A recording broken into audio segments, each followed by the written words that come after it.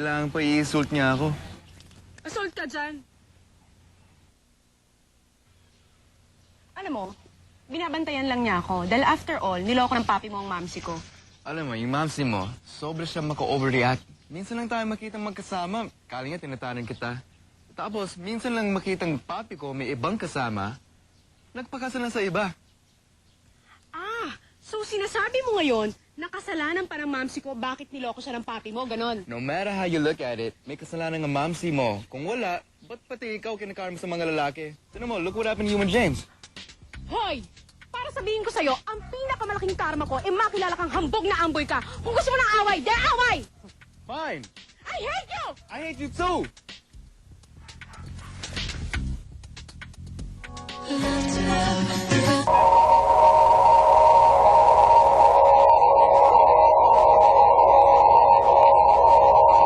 Her name was Lola.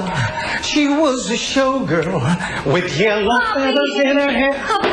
Papi, please, wag mo na gawin niyo. Huwag ka na sumali sa singing contest. Bakit naman? Dati ko naman trabaho ito Bass player ako rin sa Papa Umamaus. Tapos pamisa-misa nasa solo rin naman ako. Ito ang dating ko Ano masama? Ganda naman. Papi, noon yun ngayon. Hindi mo na pwedeng isuot yan. Tsaka hindi mo na pwedeng gawin yung ginagawa mo dati. Anak, hindi ba para sa iyo rin naman itong pagsali ko? Hindi ba nga nagpa-fundraising yung barangay council natin para dyan mapondohan yung volleyball tournament ninyo? Para sa iyo rin ito Kuya, help naman Si Papi gusto sumali sa singing contest. I-represent ko ang Baris Grill natin sa Barangay Graceland Singing Contest. Okay, di ba? Okay. Oh, kung masaya si papi dyan, hayaan mo siya. Alam mo, buti pa ikaw na lang yung sumali sa singing contest. Para, alam mo, okay lang kahit magmukha kang tanga. Cute ka pa rin naman Sige na, please. Gladys, ano ibig mong sabihin? Mukha akong tanga, ganon. Hindi ka rin naman pala dance, Papi.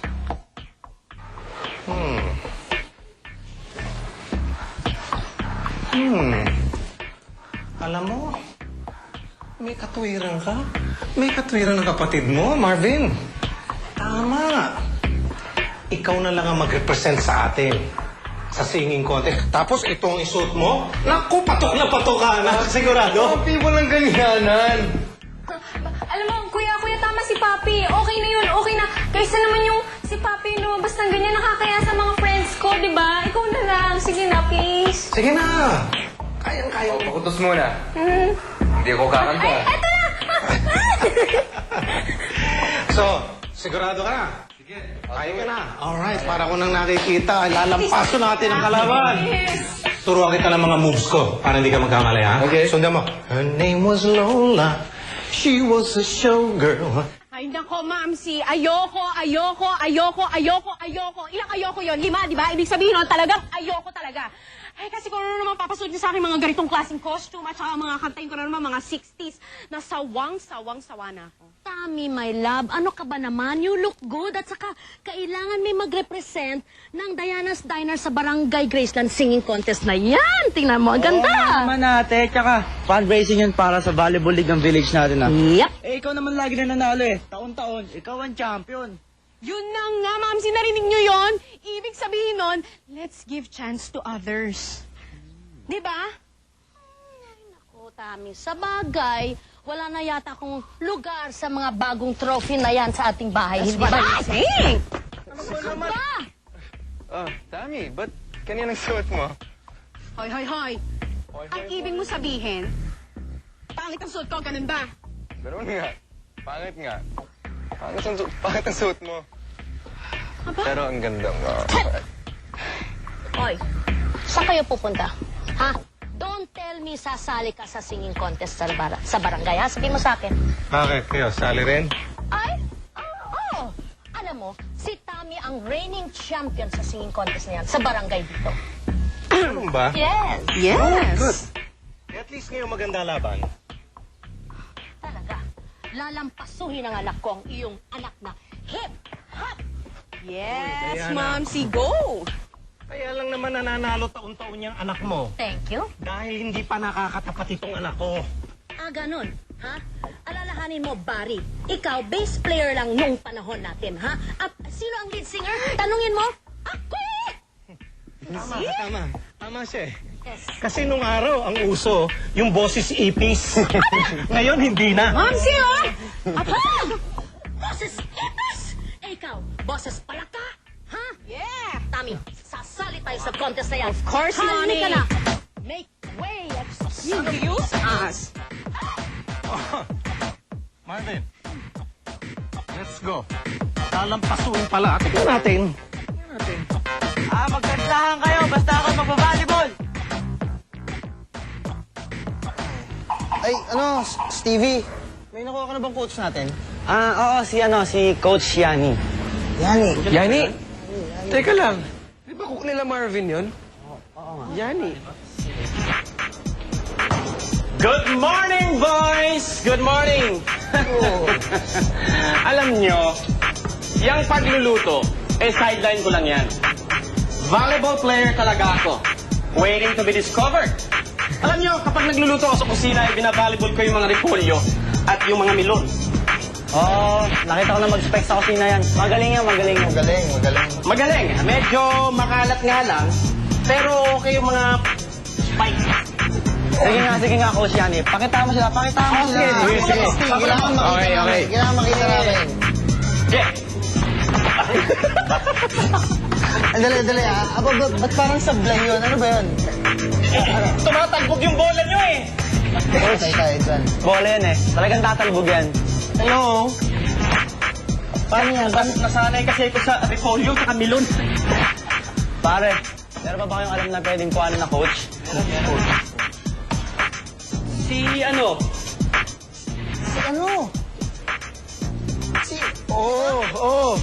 Sino? Galing yun. Sino?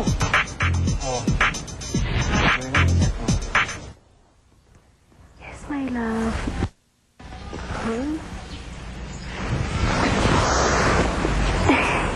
Sweet mo talaga.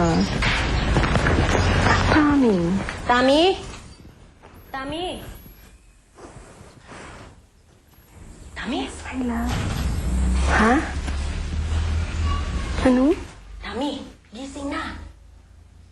Hoy, Sige, kiss mo na. hoy, Tami, bangon na. Ano ba? Gising na. Mamsi naman. Ang ganda-ganda ng panaginip ko eh. 2 minutes. Sige na, 2 minutes. Anong 2 minutes? Tanghali na. Ano ba? Maligo ka na kasi kakanta ka ngayong hapon. Kakanta? At ang kalaban mo, yung hilaw na Amerikano dyan, na kapitbahay natin. Sige na. Ligo na. Marvin? Oo. Kaya, dali na. Maligo ka na. Yan. Dali! Talaga? Si Sir Rolly magiging coach natin? Di ba sikat yun? Saka, di ba yun yung coach ng varsity team sa school natin? Coach nila, coach to ng varsity. Tayo coach natin, coach ng repolyo tsaka ng milon eh. Huwag na nga tayo sumali. Hindi naman pwede yan. Kasi nakausap ko na yung kapitan, organizer ng liga. Okay? Approve na yung coach na nirecommend ako. Sino ba yun? Ayun na pala si Montolome, oh. Boys, I'd like you to meet your new Mang Tanome. Kompleto na po kami. Baka hindi na namin siya may sali. Stevie. Hindi si Gladys ang magiging teammate nyo. Si Gladys ang magiging coach nyo. Coach! Yes! Ikaw!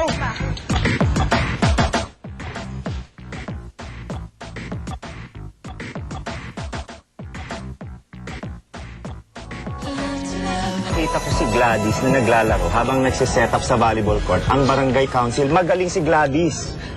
Baka naman puro kalaro yung mga babae nyo. Alam mo, Insan, tara na, magpa-register na lang tayo. Tara na. Ayan mo Muna na kayo, Tara na. Mag-usap na kami ng Tolome. Tara na. Mang Tolome, nagpapakuha kami ng coach, hindi ng muse. Stevie, okay yan si Gladys. Nakita mo na ba siya maglaro ng volleyball? Oo nga eh, kaya lang, nakita mo kami, puro kami lalaki. Tapos, yung coach namin babae. Ano tuturo sa amin yan? Kung paano mag-retouch ng makeup tsaka sa magpapaliband ng buhok.